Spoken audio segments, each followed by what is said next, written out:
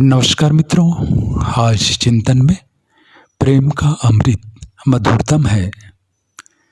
प्रेम की पवित्र भावना मनुष्य की आत्मा में अक्षय शांति भर देती है।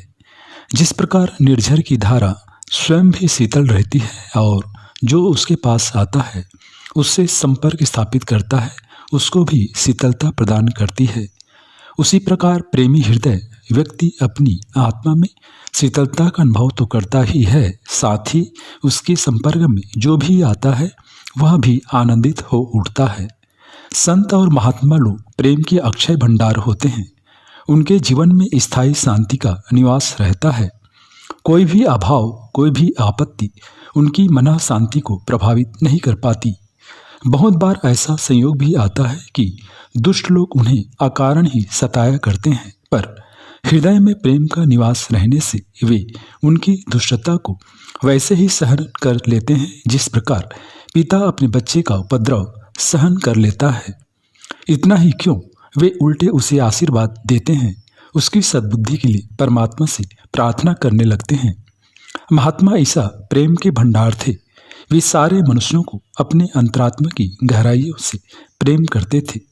महात्मा ईसा पर कदाचित इस संसार में सबसे अधिक अत्याचार किया गया, तथापि उनके मन में प्रतिकार की भावना नहीं आई।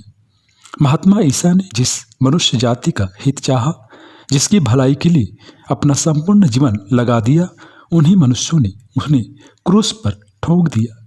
उनको विविध प्रकार से शारीरिक यंत्रणाएं दी, उन्हें कोड़ों से मारा, पत्थरों की वर्षा की, पर प्रेम के देवता महात्मा ईसा ने किसी पर क्रोध तक नहीं किया। प्रेम के प्रसाद से उनके हृदय को प्राप्त हुई शीतलता जरा भी नष्ट न हुई। लोग उन्हें क्रूस पर टांग कर कीले ठोक रहे थे और वो रो रो कर परमात्मा से प्रार्थना कर रहे थे कि हे परमपिता, तो इन अबोधों पर दया करना, क्योंकि यह नहीं जानते कि ये क्या कर रहे हैं। महात्मा महावीर को लोगों ने पागल कहा, उन्हें पत्थरों से मारा, उनके कपड़े फाड़ डाले, गांव में ठहरने नहीं दिया, उनके पीछे कुत्ते दौड़ाए और बिचों भी यातना जल पड़ी, पर महात्मा महावीर उस सारे अत्याचार को समान भाव से सहते रहे। उन्होंने न तो किसी पर क्रोध किया और न किसी से प्रतिकार लिया, बल्कि वे भी सच्चे हृदय से मनुष्य जाति का हित चाहते और करते रहे।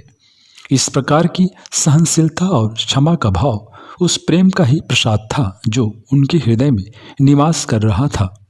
संसार से त्रस्त और दुखों से आक्रांत मनुष्य जब कहीं भी शांति नहीं पाता तो किसी महात्मा अथवा संत की शरण में जाता है। उनके पास जाते ही उसका सारा शोक संताप नष्ट हो जाता है, उसका जलता हुआ हृदय शीतल हो उठता है। ऐसा इसलिए होता है कि महात्माओं के हृदय में प्रेम का निवास होता है, जिसके आधार पर वे संत्रस्त प्राणी को सच्ची सहानुभूति और सच्ची संवेदना दे पाते हैं। सहानुभूति तथा संवेदना को ऐसी संजीवनी माना गया है जो किसी भी प्रकार से दुखी मनुष्य को आश्वस्त कर लेती है। प्रेम एक दिव्य अमृत है जिसका आदान प्रदान मनुष्य को देवता के समान बना देता है। प्रेम से शून्य मनुष्य नीरस मरुस्थल के सिवाय और कुछ नहीं होता। प्रेम विहीन व्यक्ति के पास जाकर एक साधारण मनुष्य भी अपनी स्वाभाविक प्रसन्नता खो देता है। तब किसी का दुख दूर हो सकना तो असंभव ही है। हरे पत्ते पत्तों से रहित वृक्ष के पास जाकर किसको छाया मिल सकी है, और सूखा जलाशय किसकी प्यास बुझा सकता है। प्रेम के प्रसाद से मनुष्य का अजात शत्रु की स्थिति में पहुंच जाता है। वह तो किसी से शत्रुता नहीं रखता, साथ ही दूसरे लोग भी उससे बैर नहीं मानते। माना कि प्रेमी हृदय संत लोग जब किसी के प्रति प्रेम के अलावा बैर भाव नहीं रखते तो दूसरा उनसे क्यों बैर मानेगा। किंतु यह प्रतिक्रिया हिंस्र जीवों में तो नहीं होती। वे तो नैसर्गिक रूप से जीवों के शत्रु होते हैं। कोई जीव उनसे बैर माने या न माने, पर वे पाते ही उनको मार तक डालते हैं। ऐसे स्वाभाविक हिंस्र जंतु भी वनस्पतियों, वनवासियों, ऋषियों मुनियों के समीप जाकर उनके सच्चे प्रेम से प्रभावित होकर हिरणों और गायों के साथ मित्र भाव से विहार करने लगते हैं। प्रेम ऐसा चमत्कार है, ऐसा जादू है जो अपना प्रभाव छोड़े बिना नहीं रहता। चोर डाकू अपने से बैर न मानने वालों की भी संपत्ति हरण कर लिया करते हैं, किंतु उनकी भी दुष्ट वृत्ति प्रेम के अमृत से शीतल हृदय वाले महात्माओं के पास पहुंचकर बदल जाती है और वे उनके प्रभाव से सज्जन बन जाते हैं। महात्मा नारद के संपर्क में आकर डाकू रत्नाकर वाल्मीकि बन गए। महात्मा बुद्ध के संपर्क में आकर अंगुलीमाल धर्म प्रचारक बन गया और तुलसीदास जी की कुटिया में चोरी करने वाले चोर लौटकर उनके पैरों गिरे और सदा के लिए अच्छे आदमी बन गए। प्रेम में मनुष्य का जीवनधारा बदल देने की शक्ति होती है। आम्रपाली एक प्रसिद्ध वेश्या थी। वह अपना शरीर बेचती थी और दिन रात पाप की कमाया करती थी, किंतु जिस दिन वह भगवान तथागत की विश्व प्रेम से प्रभावित हुई, सारा वैभव और सारा भोग विलास छोड़कर महान भिक्षुणी बनकर कृतार्थ हो गई। सूर और तुलसी अपने जीवन में बड़े ही कामुक तथा स्त्री लंपट रहे, पर जो ही उन्हें भगवान के प्रेम की अनुभूति हुई, वे परम वैष्णव भगवान श्री कृष्ण और राम के भक्त बन गए।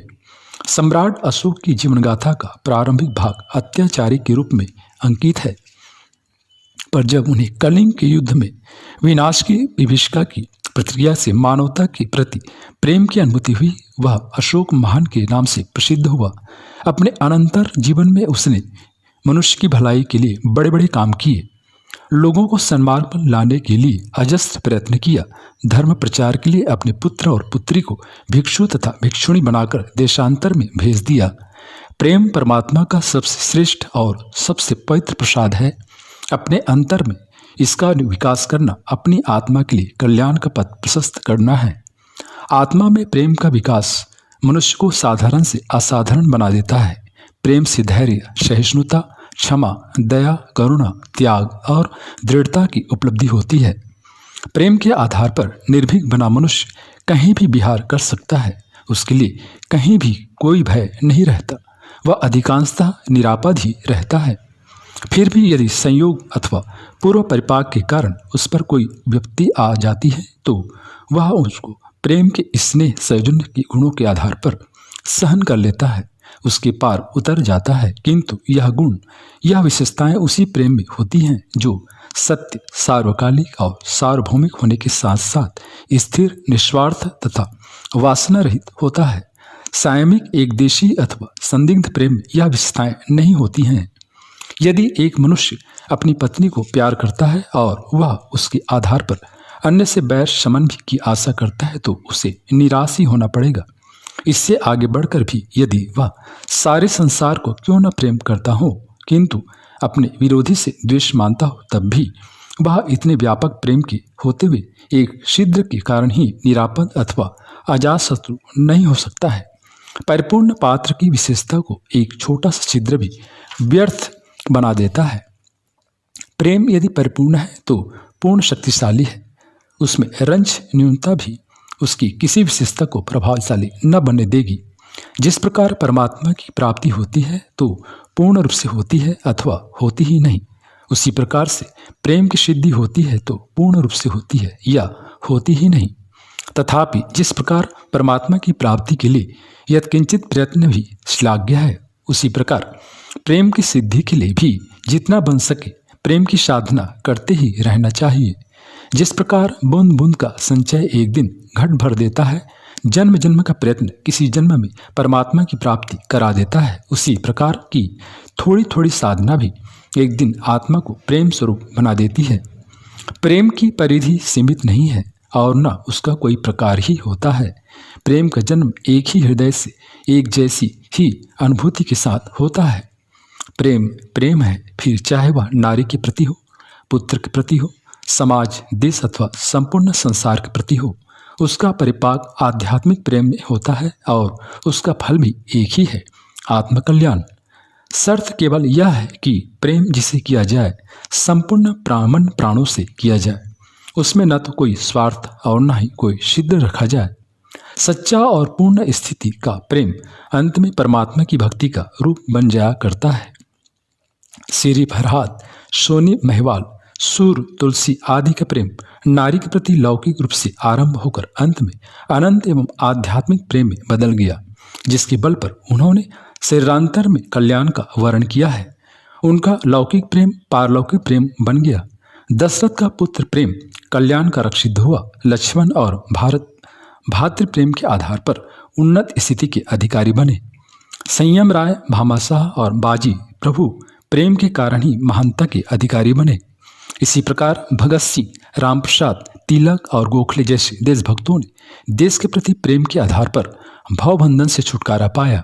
ईसा, बुद्ध, महावीर और महात्मा गांधी जैसी आत्माएं मानवता के प्रति असीम प्रेम के आधार पर ही मुक्त हुई हैं।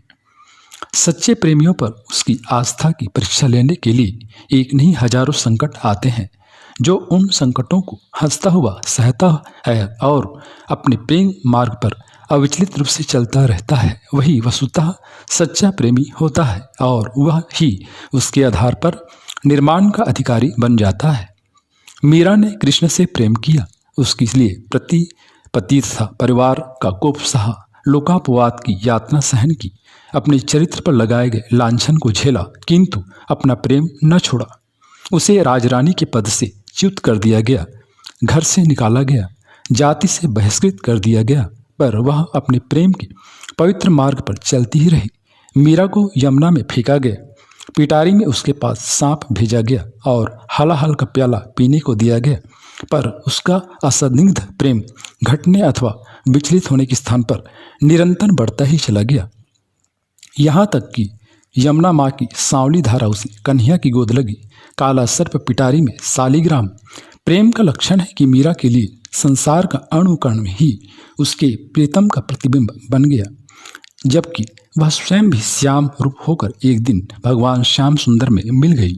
मित्रों, प्रेम प्रेम है, वह लौकिक हो अथवा आध्यात्मिक, किंतु हो पूर्ण, असंदिग्ध तथा निस्वार्थ, जो निश्चय ही चमत्कारिक, शक्तिशाली और भवबंधन से मुक्ति का साधन होगा।